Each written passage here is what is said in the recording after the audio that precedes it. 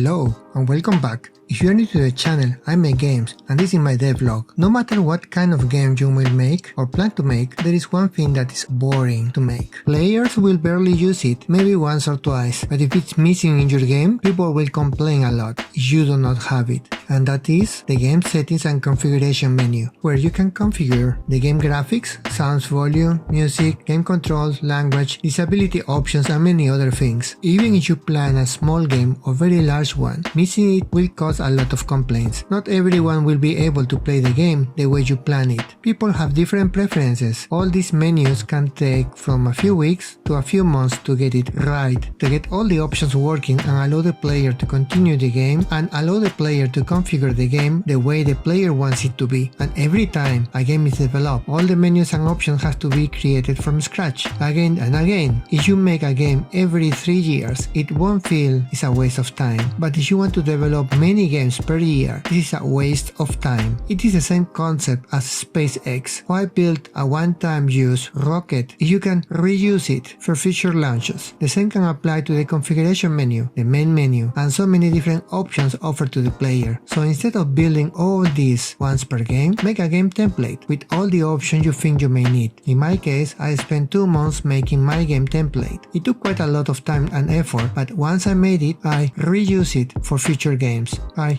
released 4 games this year using the same template, using the same skeleton on each one, but the game loop is different on each. I can change the look and feel of the game if I want to. Reskinning is not a problem, and I even added new features on the way with every new game release, making the template even better with every game. So there are several options that I have not used in my previous games, like achievements, encyclopedia. You may have one if you want the player to check the different lore, enemies, and so many other things in your game. Unlockables, if you are making a roguelike. I have all of that already built into my template and hide the buttons that do not make sense for my game. I can change the look and feel of those buttons and location if I want to do, and that will take only just a few minutes to update on each new game, allowing me to focus on what really is important, the new game loop of the game. Usually all of this is implemented at the end of each game, since it's the least important, but it's the most boring piece of game development. So instead of leaving it to the end, do it first and reuse it. That will allow you to save months of work on every new game. Also, build a base template with localization in mind. You never know if your game will be played around the world, so plan ahead. If your game finds success, make it available to as many people as you can. By having localization in mind on day one, you will save a lot of time later. So every time I want to start a new game, I only go to the new project option, select my template, and I have already a skeleton of the game with all the options, so I can start right away with a new game loop.